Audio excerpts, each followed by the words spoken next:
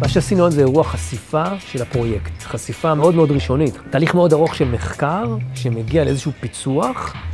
מאוד מרגש לראות איך אנשים מסתובבים כאילו בתוך החלל התודעתי היצירתי שלנו.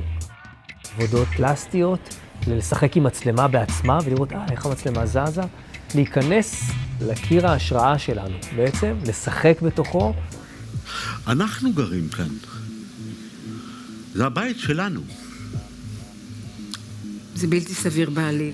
המבקשים לצאת הוא מחזה שעוסק בגבר ואישה שמוצאים את עצמם בבית נעול ומנסים לספר את הסיפור של עצמם כמו במעין חדר בריחה כזה. אני מוכרחה לצאת! מה? את צועקת. אני אשתך? את אשתי, כן. זה לא ייתכן שאני אשתך. אז מה את? תסתכל עליה ותגיד לי אתה.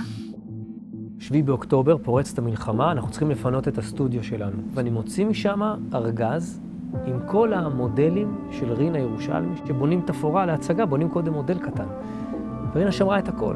ואני יושב עם המקטים האלה בבית, אני פתאום רואה, הנה, יש במה, יש תיאטרון. מה שאנחנו מראים בערב חשיפה כזה, זה את הרעיון שלנו, את המחשבה שעומדת מאחורה. לחשוף את עצמנו החוצה, ולהראות מה זו עבודה של להקה, של אנסמבל. מאחורי הדלת הזאת,